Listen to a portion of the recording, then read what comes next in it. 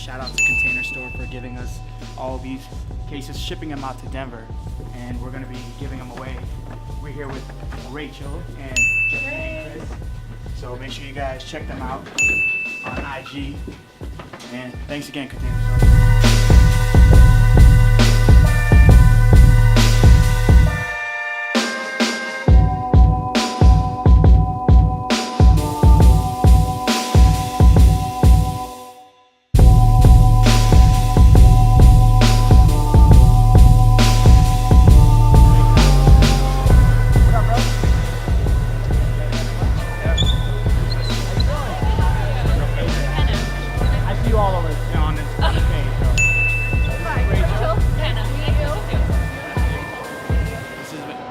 Beam, M-Beam on M-Beam 10 on YouTube. Make sure you guys check him out. He's actually going to be on our first panel with 2Js, who we just saw. You ready, man? Yeah, I'm ready. I'm excited. How you liking it? It's really cool. It's my first time to SneakerCon, so I'm really excited to be here. Make sure you guys follow his YouTube page. It's banging right now, dude. Like, look at that. Those are his beaters. Those are his beaters. That's crazy. I mean, his girl's got some heat too. You know, his girl's got some.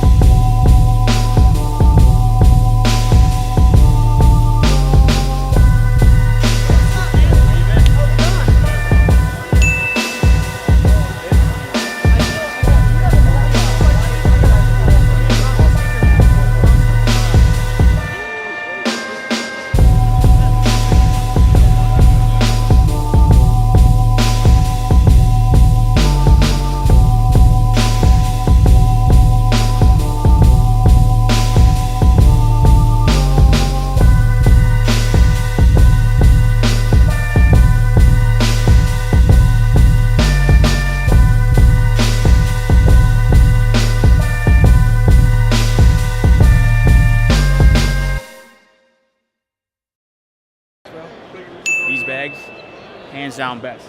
These big ones, up to 5 pairs, you can fit pretty much everything in here. Everything in here. We got the t-shirts. This is my favorite, these two. This is a shattered backboard version, you know, the bread version. And they have when you go to Puerto Rico, it's almost like you're going through customs, like you're going to pretty much an everyday carry on. It's, I mean, great bag. So, all right, so this is Anthony from Soul Premise. What's going on, guys? And you can take this over, bro. You can take this over. Come on. This is all you, bro. It's my first time here. No, I've been here for a little bit now. Greatest bag. So what I did is I developed a bag that allows you to carry up to 5 pairs of shoes. The biggest thing here that I wanted to kind of focus on is bringing people a solution for when they travel. The biggest thing we worry about when we travel now is where am I putting my shoes? I don't want them to get bended. I want them to get creased. I want to get folded. I don't want them getting destroyed. Well, the solution, after looking for many years, there was no solution. The solution is what we end up making, which is our Soul Premise bag. It holds up to 5 pairs of shoes, 2 in the front, two here. We actually have a center laptop compartment that allows you to put anything you want in the center. And if you go in the back here, same mirror design. We just use some stuffers right now for the design. And then that's 4 pairs if you're keeping log. And then we have a bottom compartment right here, which can hold a 5th pair of shoes. So for those guys that are traveling, that are spending $200 to $1,000 on shoes, the last thing you want to do is worry about your shoes when you're traveling. Get you a bag. We also do have duffels that can hold up to 4 pairs of shoes, which are right here. We have them in orange, red, and we do have it in black as well. So, and it looks like you can carry a lot of these on, right? Yeah, these are. Thank you. Like This is carry on. This is TSA approved, so you can take it on the plane with you. That's actually how the bag was designed. I went to Puerto Rico, actually checked in my bag. They opened my cologne, they opened my gel, everything was destroyed inside. So at that point, I was like, you know what, something's got to change. The change was eventually our bag, and now I don't worry about that stuff. Now I have my shoes on hand, and I can know that, hey, everything's going to be safe in my bag, and guess what? Now I can take anything I want with me and not worry about, hey, is my shoe that's worth X amount of money going to get destroyed in my bag? No longer. That's a day of the past. Those days are over for me. So shout out your IG. Our IG is Soul Premise, SOLE, and then Premise, and then same thing with the Instagram. Everything is Twitter, Soul Premise, at Soul Premise, and if you want to follow our website, it's soulpremise.com as well. Yeah. Okay. What's your name? Ahmad. Nice to meet you. Ahmad. Davon. Davon. Nice to meet you guys.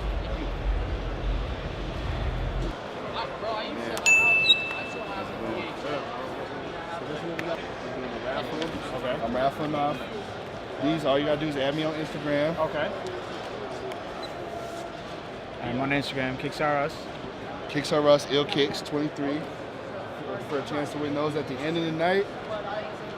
I'm filling that up. Okay. I told Alan at SneakerCon, I told him we're making it rain tonight. So I told him to bring the cameraman over. Yeah. I got some stacks. And we're finna have fun with it. Okay. Because this is the promotion day today. You know what I'm saying? Brand building. Brand building. Hey, how you doing though? Kicks. All of y'all showing love, bringing the culture of Denver together with what we bring from everywhere else, all the vendors that travel out with us to all the shows. Welcome to SneakerCon. Buy, sell, trade all day. Let's get it cracking. The panel discussion is about to start, and we got the team from Kicks. And that's Kicks, K-I-C-K-S on Instagram. Yes, that is an account. And those are our boys who are going to be hosting the panel discussions. We got AJ, Devon, and Ahmad holding down the stage. They're going to have all the influencers, YouTubers in the building talking about different parts of the culture. So I'm going to welcome them right now to the stage to get it cracking. Bro, thank you. What's going on, SneakerCon? So I'm AJ. This is Ahmad. We have Davon. So we're Kicks on Instagram.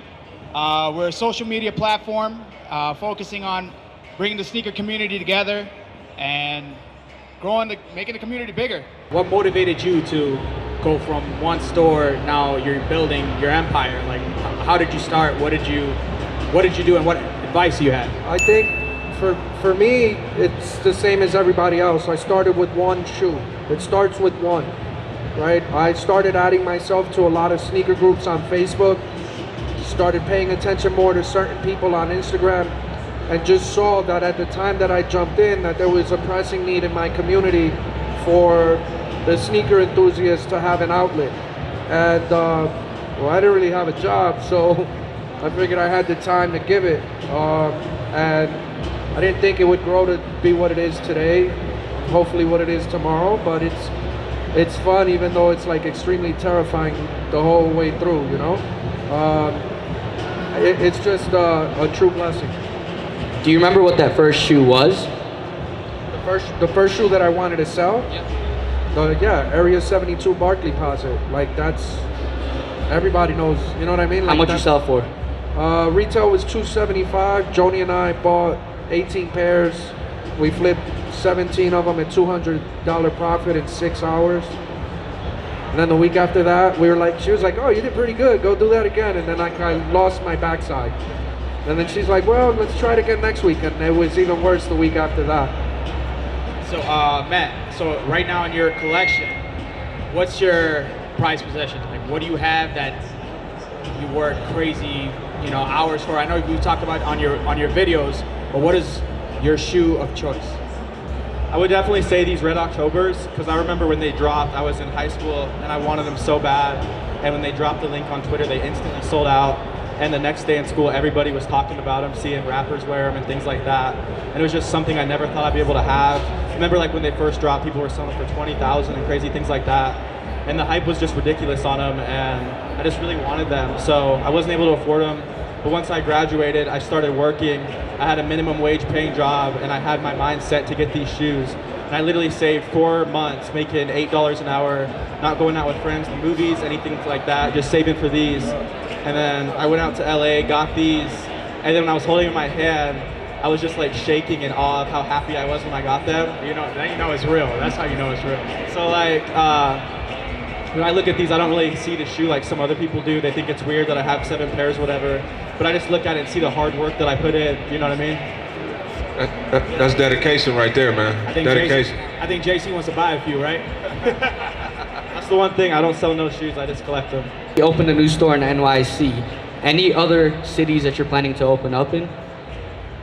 I had a meeting with American Eagle about a week and a half, 2 weeks ago, and they like bust out this like, this little sheet, this book, and this book has 120 cities on it, and they're like, where do you want to put a store? Pick 10. And kind of whack, right? I know for sure we're doing Toronto. I'm trying to do Toronto around my birthday, which is October 6th. Shanghai is another city that we're looking at. So I'm really excited about the trip with SneakerCon to Shanghai, because I get to kind of research and figure out what if UN was here and where it would be and what it would look like. And then, but no, we're talking about doing London, Paris, Shanghai, Houston, Atlanta, San Fran, all within the next 2 years. And is that going to be same how it's combined right now with, or is it going to be standalone? So where I can't afford the rent, which is like some places, like even New York, I legit can't pay the rent. Like, it's crazy over there. So places like that, it'll be UN inside American Eagle. But in places that I could cover it, or we feel that I could cover it, it'll be a standalone. Like Toronto's going to be a standalone. Shanghai will probably be a standalone. So how has it helped having American Eagle in front? Like, do you still see the same amount? Do you guys, the traffic-wise, is it? Their foot traffic's almost tripled since I went in that store. Denim jackets, for them, have never been a top 50 item ever. I turned it into a top 3 in 2 weeks. We're being asked for denim. Sales are there, foot traffic's there. I'm just excited, bro. Like, I just wanna, I got all these ideas of what I wanna do, and it's really cool to be teamed up with somebody that's like, that's cool, but think crazier, right? And that they're not taking my ideas or like our dream and saying, yeah, but like water it down. You know what I mean? They give you full creative freedom. Yeah, I'm still majority owner. You know what I mean? Like, it's like having a big brother that went through it. I got on YouTube 4 or 5 years ago when I opened the store, and I did a couple videos and they didn't even get 100 views, and I couldn't get any subs, and I left it alone, and then went back to it. You just gotta have repetition, like you mentioned. You gotta try to put out videos consistently. At one point I was putting out videos every day, but a 5-minute video is really 30 minutes of filming, 2.5 hours of editing. So it's not just that 5 minutes, it's building the work ethic is the most important part. Forget whatever the content is, you can focus, just stay consistent. If you're doing shoes, stick to shoes. If you're doing clothes, stick to clothes. Don't go from pranks to from pranks to sneakers to clothes to giving life lessons. It's not gonna work. You just gotta stay consistent.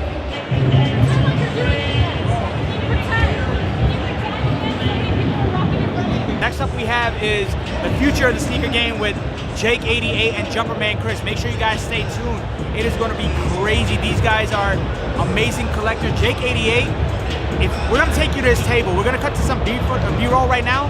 His table is bananas. And Jumperman Chris, he's Jumperman Chris. You already know how he does. I saw your Heat table. I'm ready to cash out. What you got for me? right, dude, I got you.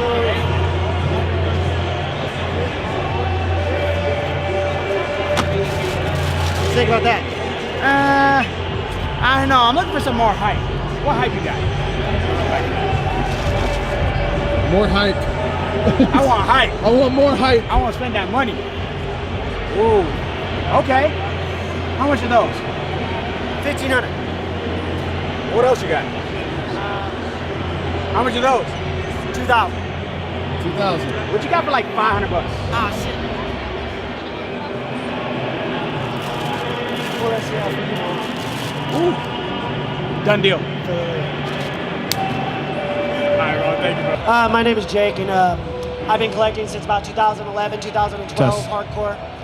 And I've always kind of, I felt like I've appreciated kicks, but I never was able to afford them before a certain point in my life. Sticking to Nike, I know that you're a big basketball shoe collector, Kevin Durant shoes and all that. What started that, and why do you love KD shoes? Oh, that's easy. 2008, Oklahoma City Thunder comes to Oklahoma City, and I didn't really start watching it until like mid-2010. And then once we got a House of Hoops in Oklahoma City, Kevin brought a House of Hoops in, and that's absolutely whenever my sneaker collection took off. I started buying all the Kobe 6s, 7s, and 8s, and that's where my love for the Kobe actually came from, because that store had all of it. I could just walk in and get it. The sneaker market hadn't really picked up in Oklahoma City, so I would just, you know, Grabbing everything. exactly. So, Jordan do you ones. think the retro line will ever die going forward? No. But I think we're at the point to where the non-OTTR is so much like dying out. You know, like those 13, like gray ones that just came out. Oh, the atmospheres? Atmosphere, Yeah. thank you. Just certain things like that where people's like, I can get it for a discount, so it's just gonna sit forever, you know what I'm saying? Or get it at an outlet. But something that's hyped up, something like this, OG colorway, like those Red Force, nah. Do your footwork. Even for like the Jordan 1s and stuff like that, I know that it's like an up and down market. Like people. Well, I'll leave your size 7 to a 9.5. Yeah. The bane of existence for small feet people. Okay. What about you? Do you think? I mean, for me, I don't think it will die out. I do happen to think that they need to quit with all the crazy. I mean, I love the colorways they've been doing, but they need to kind of slow it down a little bit. They're saturating the market. I feel like the way Adidas did with the Boost. They just doing too much. They dial it back a little bit. I think they'll be fine. Now, let's talk about artist collaborations, artist and celebrity collaborations, here we right? go, So here we go. now, how do you guys feel about that? Is there certain people that deserve it? Who do you think that doesn't deserve it? It could be artists. It could be even athletes who get it. Kanye doesn't deserve it. Okay. He's got. Hold on. Whoa. Let me explain. Kanye doesn't deserve it because he's such an asshole. Whoa. Adidas did all the work. Kanye goes, that looks cool, and they sold it. They put his name on it and they sold it. I'm not gonna lie, I have plenty of them. They're comfortable, but he's an ass, man. He's an ass. That's the Kardashian right there. It got to him. It's the Kardashian curse, bro. It's always. All right. So what about you? Who do you think? Who? I mean, that's like the big Who's- hype who- now yeah, with who's all doing these it, who doesn't influencers, right? deserve it, I yeah. mean, all these kids nowadays are so into these artists right now. Look at the Travis Scott ones. Anyone got a size 9 to 9.5, even a 10? Hit me up. Yeah. So thank you. I mean, that's a big thing with Travis Scott ones. Even with the 4s. Even before with Drake, he was selling freaking 10s. Beyonce got one with Adidas now, right? Oh yeah. What do you feel about that, man? Yeah, so- Beyonce and Adidas. I would buy anything that woman sold me, I promise. I would buy a roll of toilet paper from her. I don't care. I mean, Charmin and Beyonce. Let's do it. You feel me? I think anybody can be an influencer. I mean, she's an influencer, he's an influencer, he's an influencer, so why don't we all get a shoe? I mean, I think if you can go out there, if you're making appearances and you're driving it and you are, you know, you're pushing the culture, sure, why not? You know, I don't... Love to see you jump in, Chris. I don't see why not. You know, I mean, if you got somebody who makes an impact, you know, give it to them. You know. Coming up in Denver, there was no places to shop. There was no places to get exclusives. Our stores that did get stuff, they didn't get everything. So it's like you've seen stuff dropping in other cities, and like we had to go on eBay to buy it, or like I said, those other discussion boards. So for us, it was like, damn, let's do something where people can find whatever they want And still be local and not have to go to. So still make it home. So what's the hottest selling product, shoe or apparel, accessory? Because I was there yesterday. Y'all got some heat. Like Appreciate heat. it. We trying. And I almost won those unions, bro. And that machine, I was close. Word. So yeah. what's your hottest selling item that you guys have right now, or that repeatedly sells out when you guys get them in? I would say probably anything Off-White right now. I think y'all know anything Virgil touches is like turning to gold right now. You know, they stole a lot of thunder from like the Yeezy line. Okay. Yeezy line still does really well. We sell Yeezys all the time. But I think right now the most sought after and like sellable shoes in our store is Off-White for sure. So what do you feel about his brand in general? Like how Off-White has joined with Louis Vuitton. Do you guys get all that stuff, like higher end stuff in your store as well? We take some. We stay away from designer a little bit, but if it's got some of those, you know, kind of streetwear connections or whatever it might be, we're gonna carry it, like Supreme Louis V or other different pieces that we've gotten in, Kit Moncler, stuff like that, you know. But I think it's cool because he's, you know, transcending basically parts of the industry that have been overlapping for a long time. It's just nobody's really exploited it the way that it is now. Yeah. Back from when we used to grow up, I remember Davon, you and me, we used to buy it like, hey, that's for us. Then we used to see like, hey man, I could buy 2 pairs and basically keep my pair for free. And then, you know, that's how it started. Like, you know, reselling started years and years ago. People didn't even realize they were reselling it. It was the whole point was, how can I keep my pair for free? It wasn't about the profit. It was about minimizing your cost. Right now, I mean, you're still collecting, I'm guessing, right? A little bit, not as much as I used to. So, how many pairs you got right now, currently? Just your personal pair? Personally now, I'm probably like 125 pairs. I mean, that's a good number. I think at the height of everything, when I was full-time reselling and full-time hypebeast, I was around like 400 and some pairs. Bro, I guess crazy. And I moved. Already know, baby, Vices. We're doing it big in Denver, 22nd and Wells Street. Vices LTD on Instagram, Twitter, VicesLTD.com online. You don't want to sleep on us. What started it for you? What started it for me? Well, I'm really big into filmmaking. That's like my passion. And I honestly just like started collecting shoes. And then I linked up with Kais and I did a collection video with him. And that's just sort of what got me off. But I just love filming, and I feel like this is sort of separate. But for anybody that wants to do YouTube, you sort of have to have a little bit of love for filming or photography, because like I would say it's a lot of work, and to do well or have your channel do well, you got to keep pushing. And just whenever somebody asks me like, how do you do it, you just like got to keep pushing out content, like just pursuing it. All right, so. Jake, what about you?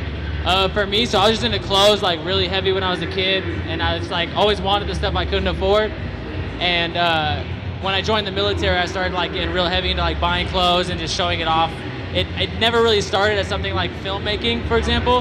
That kind of came after, but I just had a passion for clothing, and I just like once I got the money to afford it, I just started buying what I wanted. Like apparel brand, do you guys mess with right now? Who do you feel is on top right now, and why? For me right now, it'd probably be like FCP, just because like streetwear is like a huge like. It's like a huge like business right now. So a lot of these streetwear companies have investors, and I respect that, but at the same time, like I really like appreciate like the origins of streetwear. So like FCP is still like independent, still a small team of people, yet like in the US they're like they've got a lot of hype behind them. Okay. So it's cool to see a company grow that big, stay independent, and still like kind of stay true to the roots of streetwear. So for me, like FCP, and then also Born and Raised. All right. What about you?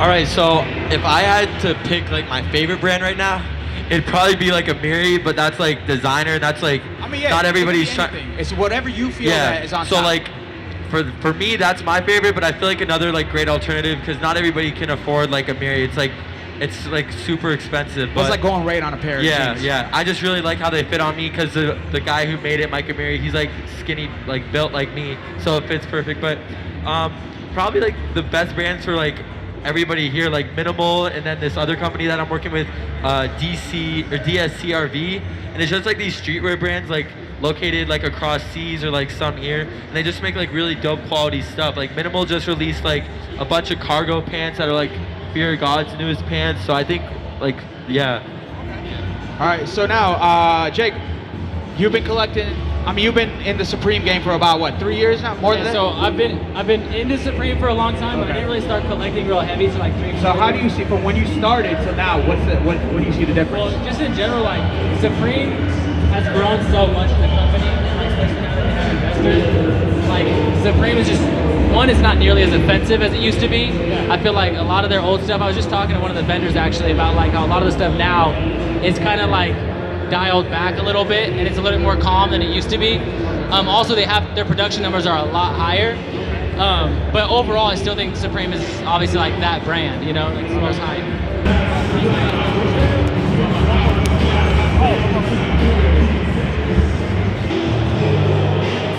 Put the grill in. We went all week. All month. And you got your cowboys going on. Yeah. My team. That's what I'm talking about. We have Slobby Robbie in the building. Slobby Robbie in the building. Yes, We're gonna be talking about something special about fashion and kicks. It's gonna be more about Slobby Robbie's fashion and kicks. So, without further ado, what was your inspiration for your Netflix show? So if you guys don't know who he is, he's got a show on Netflix. He's big in the vintage and the sneaker resale and all that stuff. Tell him more about your show and what inspired you to do that show. My mission statement of my stores is to provide people with unique clothing. So of course that comes from me, that comes from the heart, you know. I want to be able to provide people with stuff that you can't have 100 of.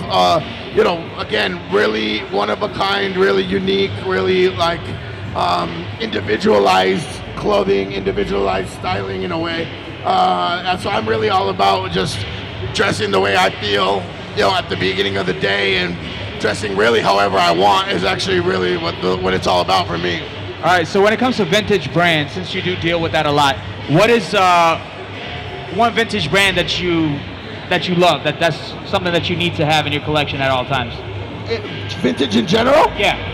I like to wear a lot of Gucci. I like older MCM stuff, older Gucci stuff. I'm a Nike guy, so I like all the older, you know, anything 88 through 92 Nike models is kind of like my wheelhouse.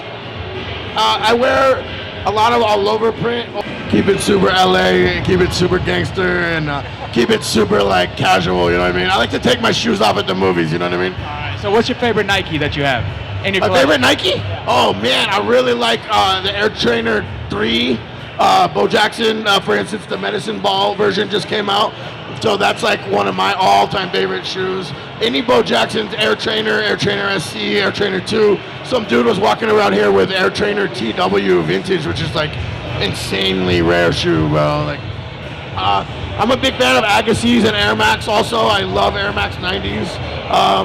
You know, lately I've been wearing up-tempos, and you know, when it comes to like streetwear and like collab type shit, like the Supreme, anything Supreme does with Nike footwear wise, I'm usually a pretty big fan of that also. So Robbie, what would you say your favorite sneaker of all time? That one sneaker that do it for you?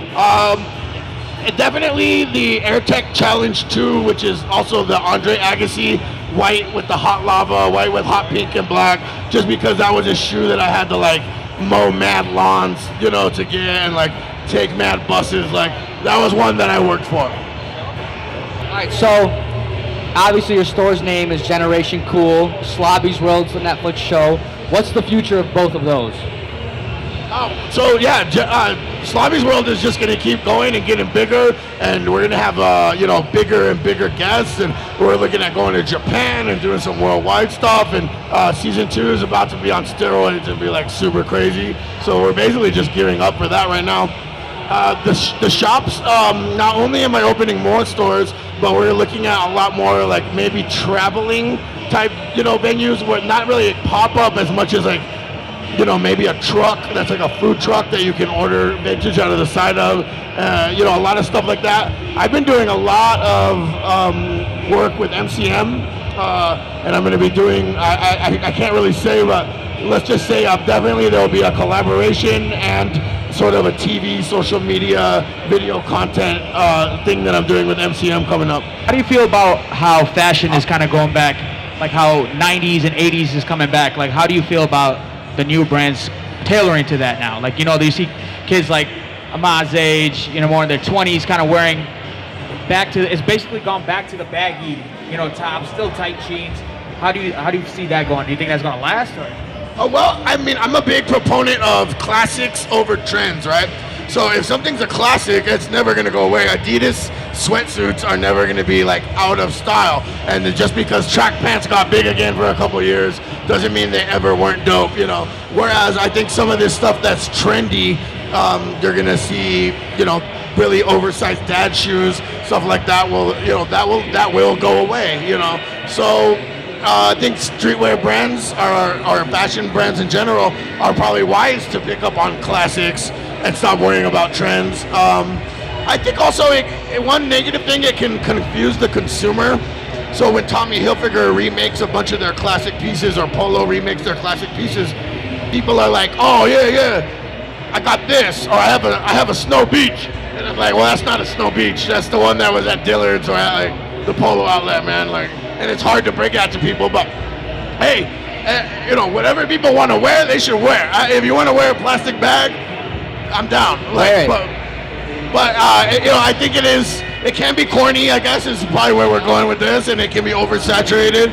So I think the key is, are you doing it in a fresh way, right? Are you giving a breath of fresh air to something? Or are you just doing the same thing that's been... So anybody can rip off the Misfits, the band, the Skull. I've seen a million times, and it gets old, right? And then I saw, we had one come across with us that was a Beyonce bootleg, and it was like the Misfits Skull with like really pretty eyebrows. And it was like Beyonce, and I was like, okay. So that just goes to show that it's something that's even very tired and played out can get just the right spin on it and be dope. So, I mean, any brand can do whatever they want to do, but at the end of the day, the classics are going to live on. And, I think some of the streetwear stuff that comes, I think some Supreme pieces are going to end up being classics in 50 years. And I think some of it's going to end up looking trendy and not be. So time will tell, but classics never die, you know what I mean?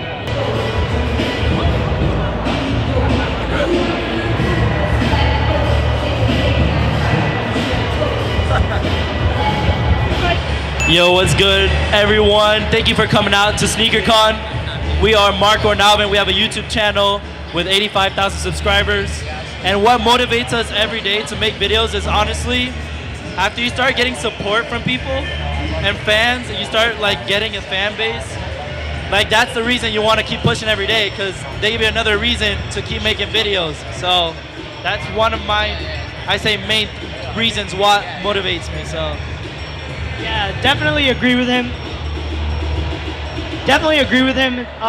Motivation actually goes a long way, when people tell you, hey, this is dope, this is good, plus, you look at everybody else who's doing videos and you think hey, if I can do something that he did and it looks about the same, you think hey, yo, I'm doing pretty good if they're doing good, I'm Kaz K. My channel, I just hit 130K. Really, the reason why I like doing YouTube is because it's a good pastime, obviously. And the second thing is I just have a love for making content. I don't know what it is, making videos. If I enjoy making it, I know somebody else will enjoy it too. So I feel that's the main reason why I really love doing YouTube, is because I like to put my mind to the test and see what I can make that other people will feel it's enjoyable too. So yeah, that pretty much was keep me going. Nice and close. Yeah, I'm 75 years old. I get a big kick out of. I get a big kick out of getting up every day, getting involved with the shoe business. This guy here is teaching me all kinds of stuff on YouTube. Whatever he asks me to do, I love doing it. We're getting a lot of good response from people, making people smile, making people laugh. It's the best. Yeah, for sure. YouTube's so much fun. Your creativity is just endless. You can do whatever you want on YouTube. And putting a video out that people enjoy is just so much fun. And you never know what's going to hit and what's not going to hit. And when we had the idea, I don't know if you guys saw the video, Grandpa returns Nike Air Max. That video kind of went viral. It's got almost 5 million on YouTube, over 20 million on Facebook. So we had that idea and we got these Air Mags. We're let's go do it. And it went perfect. And it just drives us every day to get up and go make more content and just have fun with it. Have fun. All right, so So now, how do you guys decide what to make and what to post? Like, what's like your breakdown? Like, I know you guys might have a whole nother way of creating than you guys would have it. So what makes you guys say, hey, we're gonna do this, or?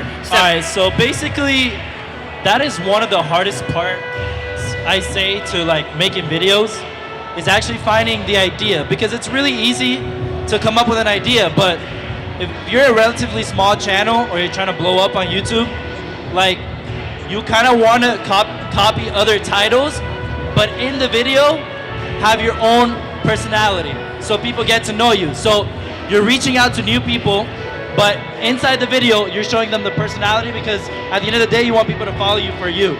So to come up with these ideas, like I said, look at the trending page, look at the creators you watch, see what they're making, you know? Try to see, you know, if they're doing a challenge, like, do the challenge and give it your own twist and make it better. So make the concept better. So that's what I would say, my best tip, in my opinion. Yeah, I obviously would say the same thing since we work together. But mostly, like, what I wanted to add is really look at what other people are doing.